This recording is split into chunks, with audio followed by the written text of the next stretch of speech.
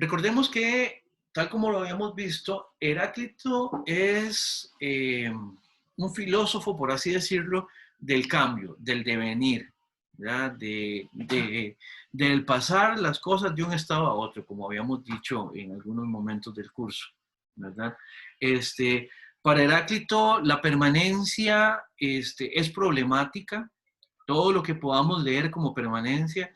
Hubo una pregunta muy interesante en la clase pasada que alguien nos preguntó que si la única permanencia que puede uno pensar en Heráclito es el cambio, y la respuesta era que sí, efectivamente, eso es lo único que efectivamente permanece, sin que eso indique que sea una permanencia en el sentido más básico que lo hemos entendido a la hora de analizar esta propuesta.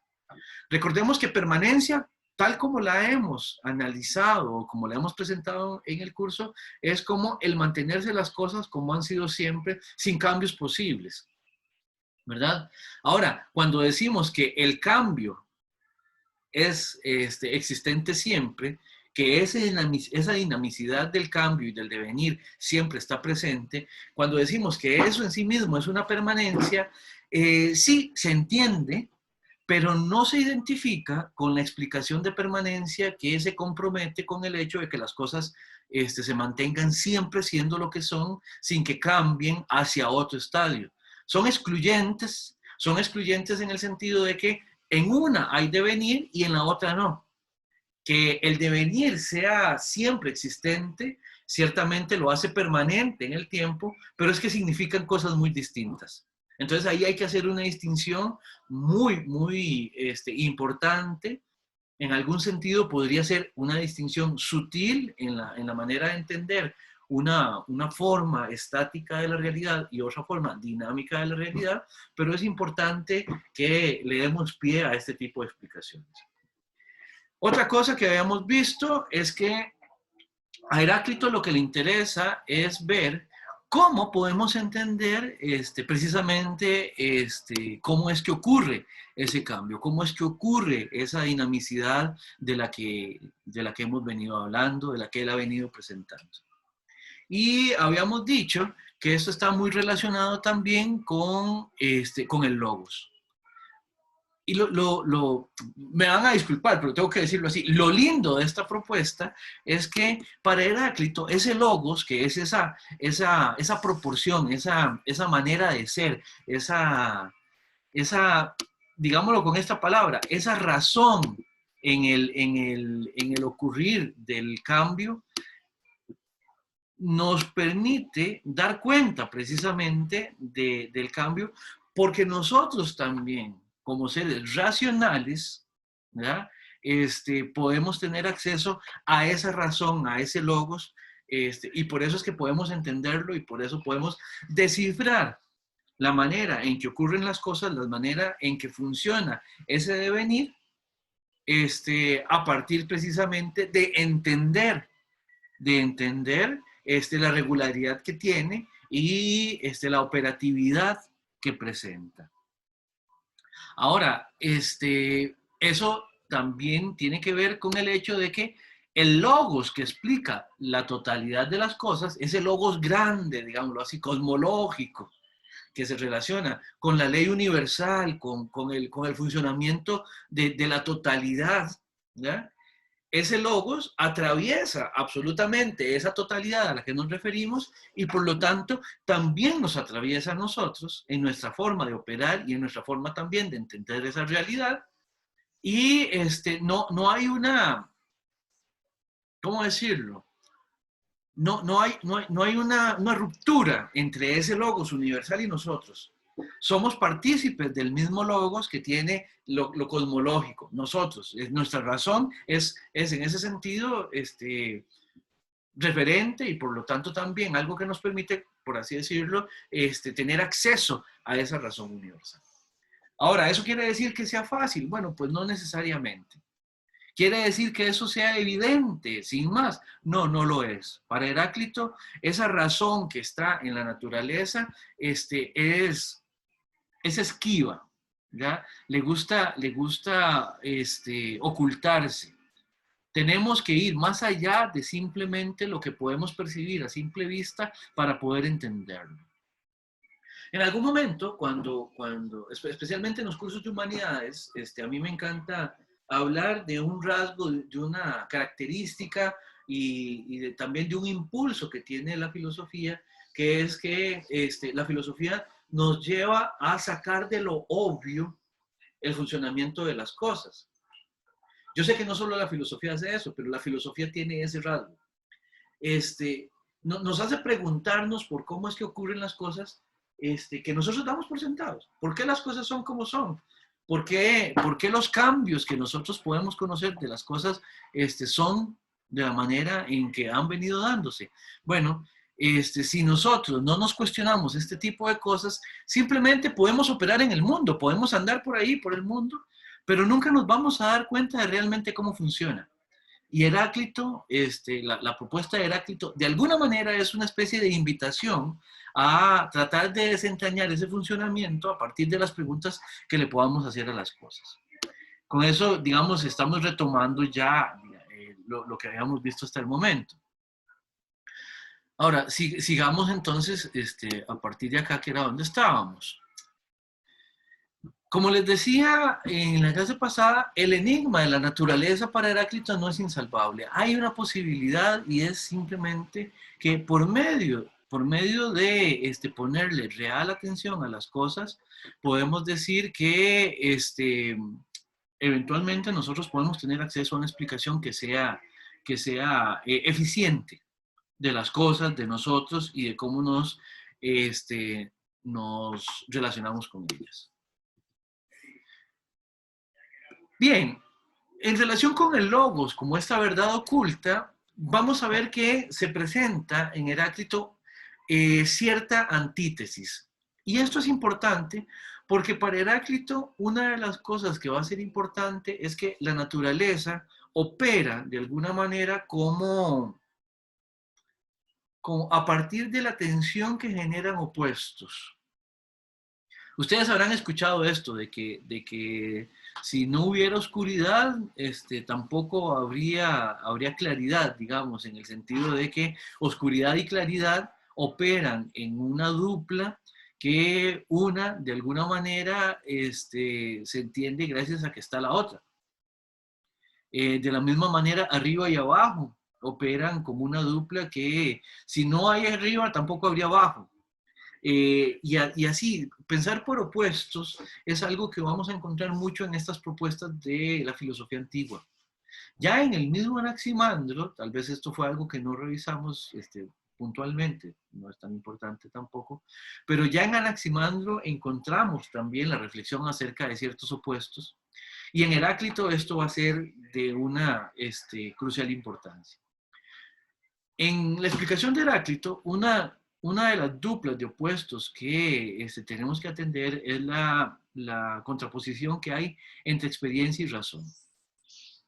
La experiencia es este conocimiento que nosotros generamos de las cosas a partir de que interactuamos con ellas por medio de nuestra sensibilidad, de nuestro aparato sensorial, por medio de lo que podemos ver, tocar, ¿no? Lo evidente, podemos decir, es este conocimiento inmediato que nosotros podemos tener de las cosas gracias a nuestros sentidos. O, tal como lo estoy presentando ahí, gracias a nuestra experiencia. Pero si nos quedamos solamente con eso, con lo que es evidente, con lo que salta a la vista, vamos a tener el problema de que las cosas son en última instancia nos va a quedar como no conocida. Por eso es que es la razón la que lidia con una explicación que efectivamente puede dar cuenta de lo que las cosas son. Por medio de los sentidos, ¿tenemos conocimiento de las cosas? Sí, tenemos un cierto conocimiento de las cosas. Pero si nos quedamos solo con los sentidos, no vamos nunca a llegar a conocer en profundidad lo que las cosas son. En ese sentido, yo les decía la clase pasada, en ese sentido, los sentidos, digamos que engañan. Ese engañan lo podemos poner entre comillas, en el sentido de que los sentidos nos engañan en el sentido de que no son completamente suficientes para dar una explicación cabalmente eficiente y eficaz del mundo. No sé si tienen alguna pregunta o algún comentario hasta el momento.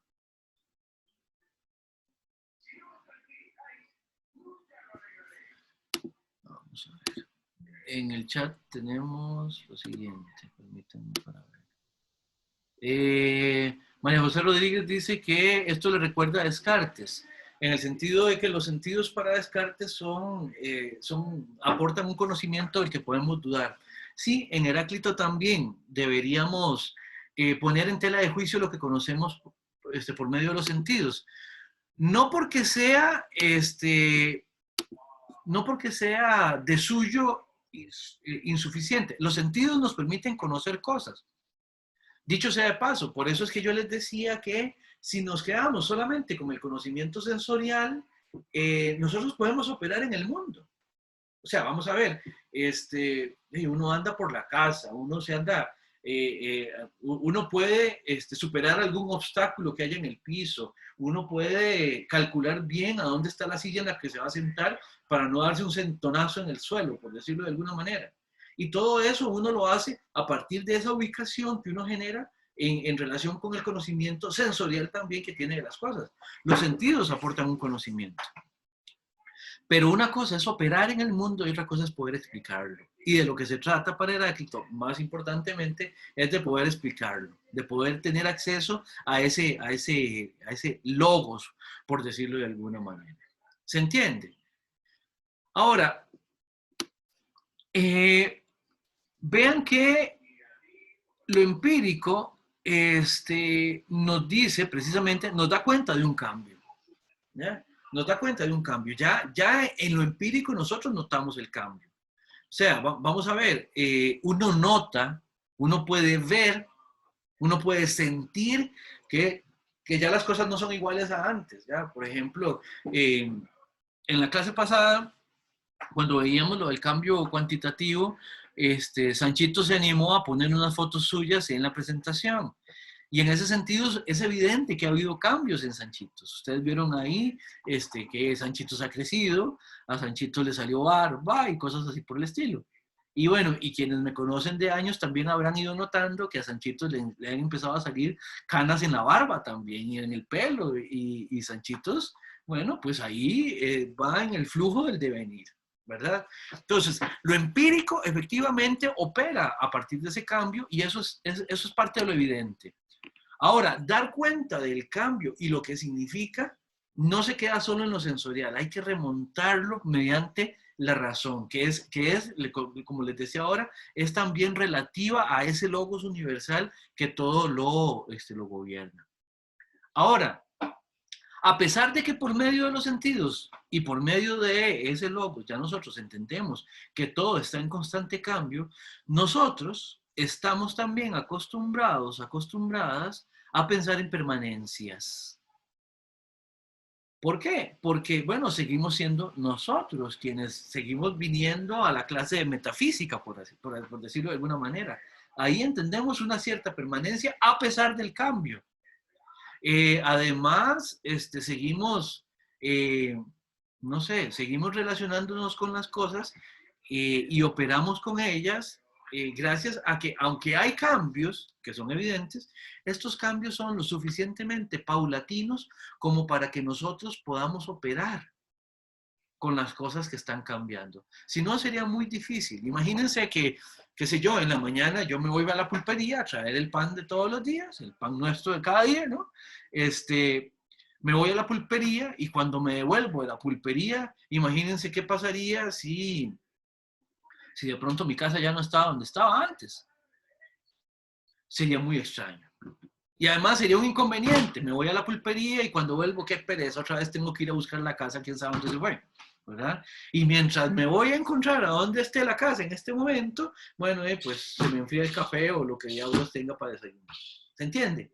Entonces, nosotros también operamos en el mundo gracias a que tenemos ciertos puntos referenciales que tienen algún nivel de permanencia.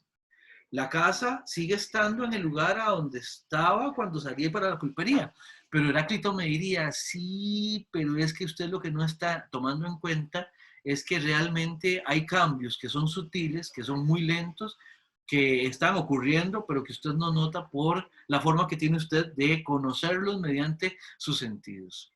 Si usted pudiera estar dando siempre cuenta de absolutamente todos los cambios, tendría un conocimiento que sería completo, cabal de toda la realidad. Ahora, los seres humanos no podemos menos que existir en un esquema donde existen esas ciertas permanencias, por decirlo de alguna manera. Pero Heráclito nos diría, no se dejen engañar.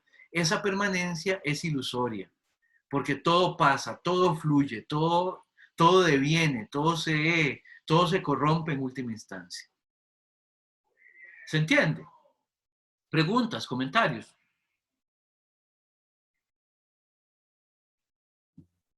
Profe, y de cierto modo, pues tiene mucha razón, porque también la casa como tal, o nosotros ahorita, aunque por muy quietos que estemos en la cita, nos estamos moviendo con el planeta a su vez con la órbita del Sol y todo eso, o sea, siempre hay un cambio, quizás por nosotros que desde este punto de referencia no se ve, pero sí existe. Pero Claro. y quién sabe si hiciera que pensaba eso en su momento. El punto es que aquí podríamos hacer un comentario como el siguiente. Vamos a ver, si nos quedamos solamente con lo intuitivo o con lo generalmente intuitivo, vamos a ver, yo estoy ahorita en mi casa y yo, por ejemplo, veo aquí por la ventana y veo las ramas de los árboles moverse, ¿verdad? Porque está haciendo viento. Entonces ahí hay un cambio, hay un movimiento. Sin embargo, yo la casa la siento quieta. Y de alguna manera, por la manera en que nosotros tenemos de percibir el mundo, nosotros sentimos que la Tierra está quieta.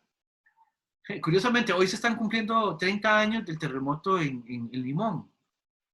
Y precisamente cuando la Tierra empezó a moverse, yo me acuerdo, yo estaba en la escuela, cuando la Tierra empezó a moverse, uno pues se sobresaltó. ¿Por qué? Porque lo habitual es pensar que, aunque efectivamente hoy sabemos, ojo, sabemos cómo, con la razón, que vamos a una cantidad disparatada de kilómetros por hora o por segundo, como diablo se mida, ¿verdad?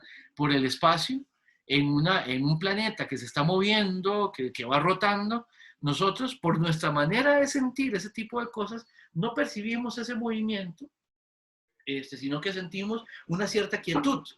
Para poder entender racionalmente que la Tierra se está moviendo de esa manera, tenemos que aprender a generar observaciones por medio incluso de cierto instrumental que lo haga posible. Porque seamos claros, o sea, si depende de la intuición que nosotros manejamos en lo más inmediato, uno ve para afuera y uno dice, no, pero esto no se está moviendo. Se mueven las cosas por el viento y cosas por el estilo. Ya después incluso uno puede entender que hasta los vientos pueden ser explicados a partir del movimiento de rotación de la Tierra en algún sentido y cosas por el estilo, pero para eso necesitamos un montón de observaciones y un montón de explicaciones que remontan las observaciones, digamos, del ojo desnudo, por decirlo de alguna manera. Entonces, ¿qué diría Heráclito a propósito de todo ese otro movimiento? Bueno, sí, pero el problema es que por nuestra forma de entender el mundo, tendemos a coquetearle a cierta permanencia. Y eso es completamente normal. No sé si con eso, no sé qué te parece a partir de tu comentario.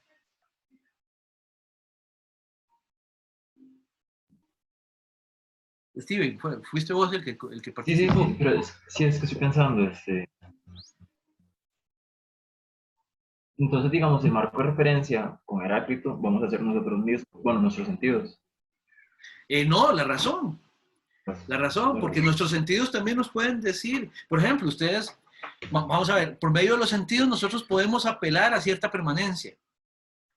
¿Ya? La razón, lo que nos tiene que indicar, según Heráclito, es que la permanencia es solo ilusión. La permanencia para Heráclito no existe realmente. La permanencia no es. Pero tenemos que ir más allá de los sentidos para poder entender que, sí, como que lo con, único que existe es un absoluto y dinámico cambio. digamos, con, pero igual, se llega a la razón explotando los sentidos. Sí, remontándolos, no quedándonos solo con lo que ellos aportan al conocimiento, que aportan una buena cantidad de conocimiento, pero no nos podemos quedar solo con ellos porque tienen limitaciones. La razón no tiene las limitaciones que tienen los sentidos. Eventualmente podríamos comentar que podría tener otras, pero en ese sentido es muchísimo más potente la razón que los sentidos para generar una explicación eficiente de las cosas según Heráclito. Bien. Ahora, lo que estamos diciendo es básicamente que esa dinamicidad es flujo. Lo habíamos visto con el fragmento del río, de que todo fluye, todo va siempre el devenir es precisamente ese pasar de las cosas es como el pasar del agua, del agua en un río, ¿verdad? Bueno, esto básicamente ya está comentado. Ahora, es importante que estos contrarios que habíamos mencionado en Heráclito, que son un montón de duplas que operan, ¿cómo es que operan? ¿Cómo es que operan? En Heráclito, todo existe gracias a que los contrarios generan una tensión que en última instancia introduce un cierto balance y un cierto equilibrio a la existencia de las cosas. Ya sea porque ese balance o ese equilibrio se da, o bien porque por la manera en que operan los contrarios, si por alguna razón el movimiento hace que el desbalance exista en algún sentido, después el contrario va a servir de contrapeso para siempre tender a ese balance que es el flujo de las cosas, básicamente. Veámoslo con varias figuras que algunas son hermosísimas en los fragmentos de Heráclito. Empecemos aquí con este último fragmento, el fragmento del arco. Empecemos por decir algo del arco, ¿ya? Un arco funciona, y aquí esta parte de la metáfora del funcionamiento por medio de la tensión entre opuestos. Ustedes saben que un arco funciona solamente si tiene tensión. Si el arco no le introduce tensión a la cuerda, o si la cuerda se revienta y ya no puede aprovechar la energía que le daría precisamente el estar conjuntando dos extremos que son tirantes entre sí, el arco no funcionaría. Asimismo, para Heráclito es la naturaleza, la forma en que operan las cosas. Hay una tensión entre un montón de contrarios y a partir de esa tensión que generan los contrarios es que el mundo funciona. Vamos a ver, no sé si ustedes recuerdan la escena hacia el final de la Odisea, cuando Odiseo precisamente vuelve a casa. Cuando los pretendientes estaban en la fiesta que siempre pasaron, ¿verdad?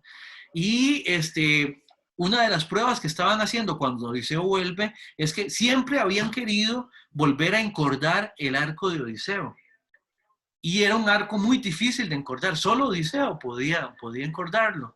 ¿Y qué es lo que había que hacer con ese arco? Bueno, pues tomar el arco, poder doblarlo lo suficiente como para poder ponerle la cuerda, como para poder usarlo, ¿verdad? Y Odiseo cuando vuelve, ustedes recordarán que en ese momento Atenea lo había convertido en un viejo, ¿verdad? Y que de él se burlaron y de todo. Y cuando Odiseo, convertido en ese viejo, trata de ir a encordar el arco, los pretendientes se burlaban de él. Decían, ¿cómo va a poder este viejo? ¿Por qué? Porque es difícil. ¿Por qué? Porque la fuerza que hacen los extremos del arco en direcciones opuestas es necesaria para que el arco sirva como instrumento. Bueno, Odiseo lo encorda y así lo que hace es que introduce tensión en la cuerda y a partir de esa tensión es que el arco empieza a funcionar. Ahora, vean otra cosa que es muy bonita en este fragmento. Desgraciadamente, esa cosa que es muy bonita en español no se nota. El nombre del arco, vida, pero su acción, muerte. Uno dice, cuando uno ve este fragmento, uno lo lee en español y uno dice, pero ¿qué diablos? ¿De qué diablos está hablando aquí Heráclito? Bueno, el asunto es que esto se entiende, pero en griego. En griego, arco y vida son dos palabras muy similares, ¿ya?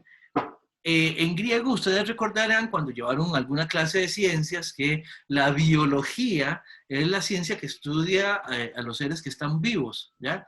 ¿Por qué? Porque lo que estudia es eso, estudia bios, la vida. Pero arco, el arco para tirar flechas, en griego se dice bios.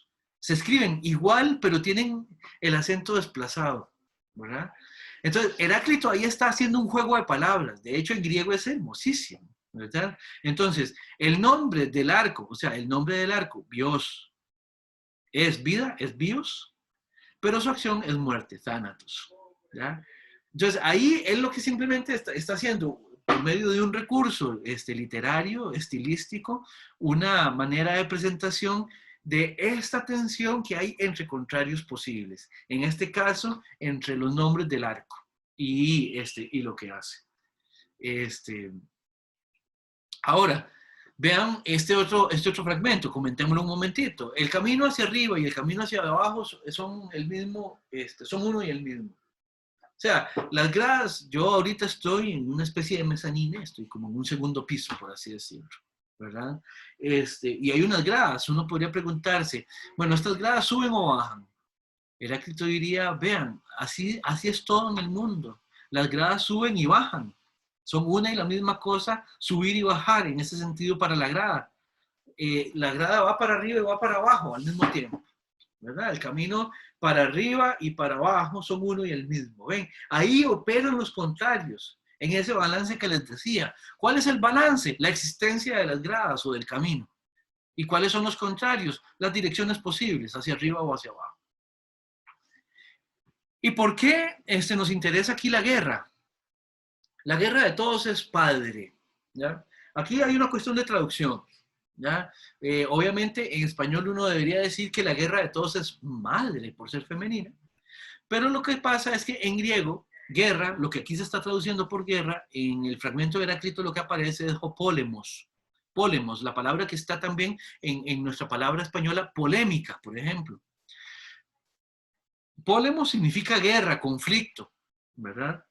Y Heráclito lo que dice es que el conflicto, el polemos, la guerra, ¿verdad?, es padre de todos en el sentido de que, ¿se acuerdan de nuestra definición de principio? Aquello a partir de lo cual todo surge. Y aquí podríamos decir, sería una referencia al arjé, tal como lo está pensando Heráclito, ¿verdad? La guerra es padre de todos, es porque de esta polémica, de esta pugna entre contrarios, entiéndase, ¿verdad?, es que todo surge, ¿verdad? Y vean qué interesante. A los unos los designa como dioses, a los otros como hombres, a unos los hace esclavos y a otros los hace libres. Vean que ese conflicto, piénsenlo en el orden universal. Heráclito lo que está diciendo es este conflicto, es esta contraposición que genera la tensión que estábamos explicando, lo que termina organizando el funcionamiento de todo. Vea que básicamente aquí en el fragmento lo que está diciendo es, le da un lugar a cada cosa y a cada uno de los que estamos participando en el devenir. ¿Y qué es eso lo que estamos hablando? La guerra, que es de todos, padre, en última instancia, es esta ley universal de la que hemos venido hablando. Es el logos, ¿verdad? ¿Se entiende? ¿Preguntas, por favor? ¿Comentarios? Bien, Profe, espero. puede, es que no entendí muy bien lo del el punto central de esta cita de la guerra. Sí. Ok, vamos a ver. Recuerden que estamos hablando de los contrarios. ¿Los ve acá? ¿Qué pasa con los contrarios? Que son opuestos entre sí. Por ejemplo, véalo aquí en el camino hacia arriba y el camino hacia abajo. Arriba y abajo son exactamente el polo opuesto el uno del otro.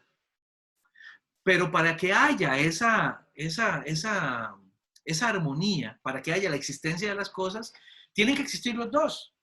Si usted elimina arriba, abajo no puede seguir existiendo. ¿Me explico? Sí. De la misma manera, si usted, vida o muerte, elimina cualquiera de los opuestos que meten esa tensión, se pierde también el otro. O sea, usted no puede eliminar solo uno. Eliminando uno, elimina ambos. Y ¿qué es lo que pasa con las cosas que son opuestas entre sí, que son polos opuestos? Bueno, están en contraposición, se repelen entre sí.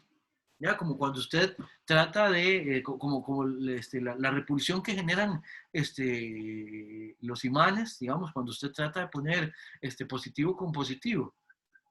De la misma manera operan los contrarios en el mundo, ¿verdad? Entonces, ¿qué es esa repulsión que hay entre los contrarios? Bueno, eso es una oposición entre ellos, un conflicto entre ellos. Es ponemos, es la guerra. Ok. ¿Mejor o mejor ni le cuento? Muchísimo mejor, sí. Perfecto, muy bien, muy Profe, bien. y no sé si, es que me surgió ahora cuando estábamos hablando del cambio, una pregunta súper profunda A ver. que tal vez pueda servir de pregunta para alguna tarea, que si en la nada existe cambio.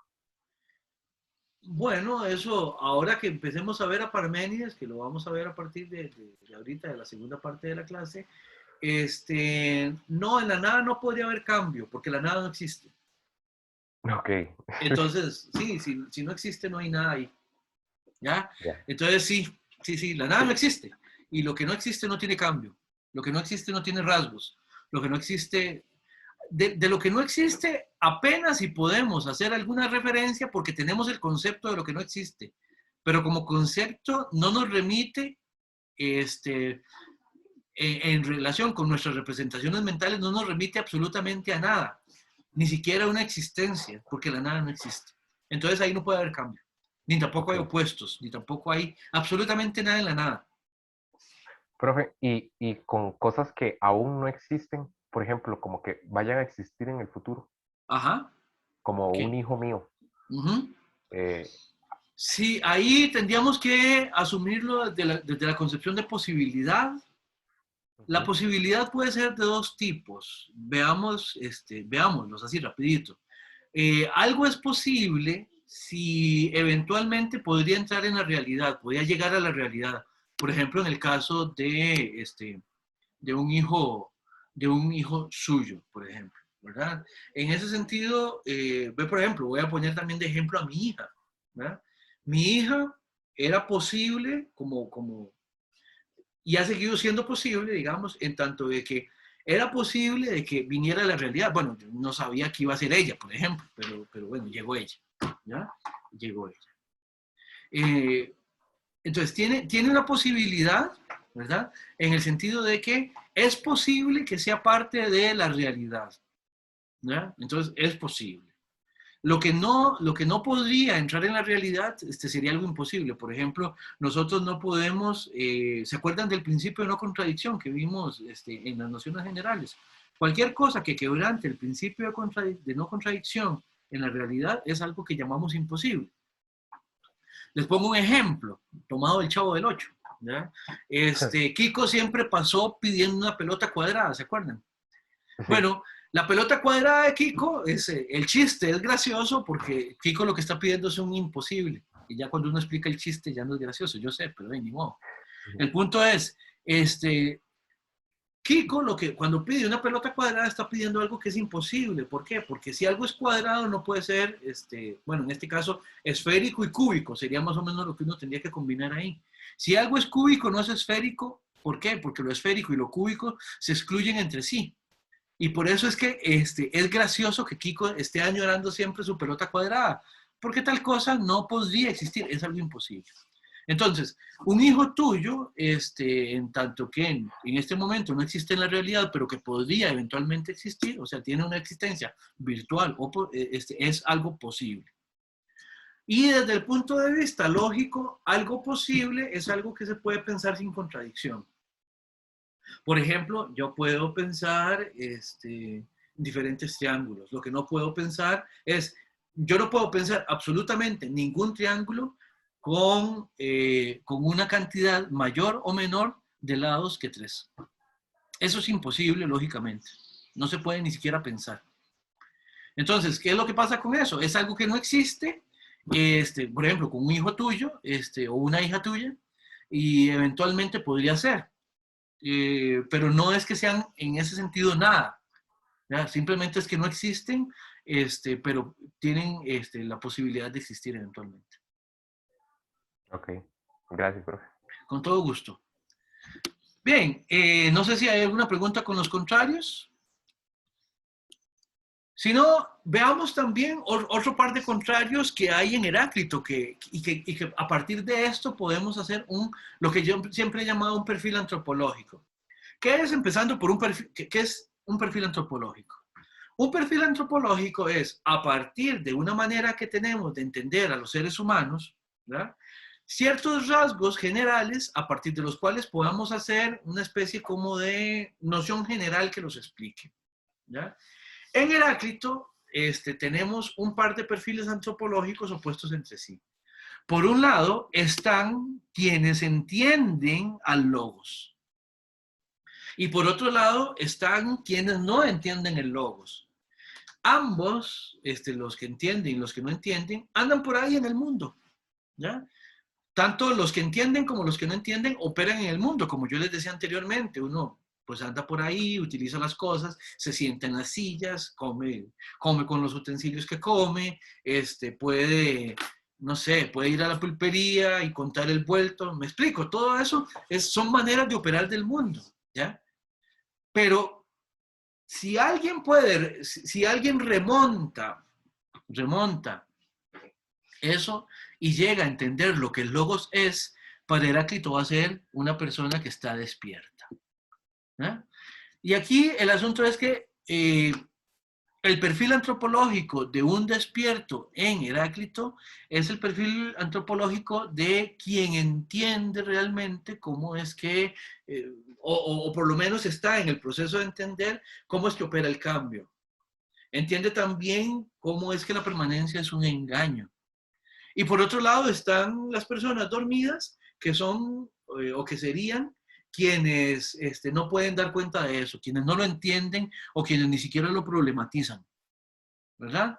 Y esto es, en Heráclito tiene que ver también con las pretensiones explicativas, epistemológicas de entender el logos, ¿verdad? Vean acá, para quienes están despiertos, el orden del mundo es uno y común, mientras que cada uno de los que duermen se vuelven hacia uno propio. Ven, quienes están despiertos entienden bien el mundo, eso es lo que está diciendo Heráclito. Y entre sí pueden conversar a propósito de ese funcionamiento. ¿Por qué? Porque tienen acceso a ese entender el mundo. Recuerden que en la filosofía antigua, y para Heráclito esto es claro también, no solo se trata de saber cosas, sino de vivir sabiamente. ¿Ya? Por eso él se pasa, me imagino que ustedes lo vieron en algunos fragmentos, se pasa burlando de los que tienen mucha erudición, pero que eso no garantiza que que funcionen adecuadamente en el mundo. ¿Ya? A Homero le cae por encima cada rato, a Genófanes, a un montón de gente los pasa cargando precisamente porque es gente que conoce muchas cosas, pero que no necesariamente eso los hace sabios. Y vea lo que dice también Heráclito ahí a propósito de los dormidos los dormidos o quienes no conocen el logos, que son quienes, escuchando sin entender, se asemejan a sordos. Les cuadra el testimonio del dicho ese de que presentes están ausentes. ¿Ya? Eso es como cuando en Zoom la gente prende, se conecta en la sesión y deja ahí el cuadrito negro con el nombre, y cuando uno termina la sesión, cierra todo y siempre quedan unos 2 o 3 ahí que están ahí nada más el cuadrito prendido, y yo le pregunto, oigan, escuchen, ¿están ahí? ¿Sí? ¿No? ¿No? Y la verdad es que lo único que está ahí es la computadora prendida, pero ellos seguramente están almorzando o jugando PlayStation o quién sabe qué diablos, me explico. Están presentes y ausentes al mismo tiempo. Eso es lo que pasa desde el punto de vista epistemológico con los dormidos. Andan por el mundo, están presentes, pero realmente desde el punto de vista explicativo están ausentes porque no tienen acceso realmente a poder dar cuenta explicativa de lo que está sucediendo. Y con esta podríamos ir cerrando, digamos, la explicación a propósito de Heráclito. No sé si hay algo de Heráclito que quisieran comentar como cierre o preguntar como cierre. Si no, pues podríamos dejar esta parte del curso ya aquí. Escucho si hay preguntas o comentarios. Profe, Adelante. yo tengo comentario. No sé si usted también encuentra sincretismos fuertes en relación a los principios de la tabla esmaragdina de Hermes Trismegisto, que dice que lo que está arriba es como lo que está abajo y lo que está abajo es como lo que está arriba y que todo rige sobre un principio de una cosa única, una cosa así, ajá. Vamos a ver, sí, el asunto con el hermetismo es que recuerde que también es una explicación que en última instancia trata de conciliar la totalidad, la absoluta totalidad de infinitas explicaciones posibles y de infinitas interpretaciones posibles del mundo. Entonces, en ese sentido, cuando en el hermetismo hay un compromiso con el hecho de que cualquier, y en ese sentido, una cantidad infinita de interpretaciones es posible, entonces termina identificándose los contrarios. Tal vez aquí la diferencia es que en Heráclito los contrarios operan siempre juntos. Y hay en ese sentido, desde el punto de vista de la tensión que hacen posible y desde el punto de vista de que se terminan conjuntando en una estructuración de la realidad, ahí es donde se entiende que son una y la misma cosa los contrarios. ¿Por qué? Porque son los que introducen esa tensión. Pero sí, en Heráclito sí, nada más, tal vez una diferencia que sí habría que hacer es que sí tienen que distinguirse entre sí para poder entender que son los que le meten tensión a esto, son los que generan esa tensión a partir de que van en direcciones opuestas. Eso sí hay que entenderlo así. No es una identificación en el que vale lo mismo arriba y abajo, sino que es una identificación en el sentido de que arriba y abajo operan dentro de las cosas para hacerlas ser lo que son. Entonces, es tal vez una cosa donde sí hay que hacer una explicación un poquito distinta en uno y en otro lado, ¿verdad? Pero sí, tenés toda la razón a propósito de que lo recuerda mucho. Gracias, profe. Para servirle. Sui tiene la mano levantada. Sí, profe, mi pregunta era con respecto a lo que usted explicó, como de que hay cierto nivel de permanencia. Y bueno, como para Heráclito todo es cambio, quería saber si él la niega, la permanencia, o si él sí da cierto paso a cierta permanencia. Yo me comprometería, digamos, con la explicación de que para Heráclito el compromiso es con el cambio, con el cambio. La permanencia es una ilusión. Es una ilusión que podría depender más que nada, no de la estructuración del mundo, sino de nuestra manera de explicarla, que es generalmente donde, bueno, eso también puede ser una cuestión interpretativa de parte de Sanchito, digamos. A Sanchito le gusta mucho explicar que muchas veces los problemas tienen que ver con nuestras limitaciones explicativas. En Heráclito, a mí me parece que eso se podría explicar de esa manera. La permanencia tiene que ver con una forma en que nosotros vemos el mundo a partir del cual interpretamos esa permanencia. Pero realmente esa permanencia en Heráclito no existe, no es tal. Para él todo. Lo único que existe es el fluir, el cambio. Por eso la metáfora del fuego que siempre quema, la cuestión de los ciclos que hay para Heráclito una especie como de año cósmico, que el universo se hace y se consume por fuego después de muchos años y vuelve a iniciar y vuelve después a consumirse para volver a iniciar. Eso siempre va a estar, ese fuego siempre va a estar quemando. Entonces, Suyen es, ¿verdad? En ese sentido, tendríamos que ver siempre el cambio como lo que existe para Heráclito. Ok, profe, gracias. Con muchísimo gusto. Antonio. Sí, profe, ¿me escucha bien? Es que el internet está medio... Sí, le escucho. Ok. ¿Qué pensaba Heráclito de los dioses? Sí, vamos a ver. El logos es una muy buena pregunta, Antonio. Los dioses, eventualmente, de existir, están bajo la égida del logos también. O sea, en tanto que el logos explica todo lo que existe, es universal, como ley es universal, explicaría también a los dioses. Los dioses no operarían por encima del logos. O, digámoslo en términos del curso, los dioses operarían inmanentemente en relación con el logos. El logos los abarcaría. O sea, al logos no lo genera. Vamos a ver, en algún momento en la modernidad, sí, a partir de la modernidad, cuando empezamos a tener explicaciones que hoy llamamos deístas, así con D, podríamos decir, por ejemplo, el dios relojero de Newton, ¿ya? De alguna manera hay unas leyes universales que en la explicación de Newton, un dios creador le puso, le introdujo en el universo. O sea, ¿de qué se encarga ese dios creador? De hacer las leyes con las cuales el universo operaría, pegarle el primer empujón a la palanca, por así decirlo, y después dejarlo ser, ¿verdad? En el caso de Heráclito, las leyes universales no fueron creadas por ninguna deidad. Y en ese sentido, más bien, en caso de existir alguna divinidad, existiría dentro de esa legalidad universal. Sí, Antonio. Ok, sí. Pero entonces los dioses para Heráclito serían temporales. Sí, los dioses, recuerden que no sería la noción de dioses a la que nosotros estamos más expuestos en nuestra cultura Sí, no, pero aplicándolo a sí, Heráclito. ahora, pues, sería Sí, algo, sí, sí. sí,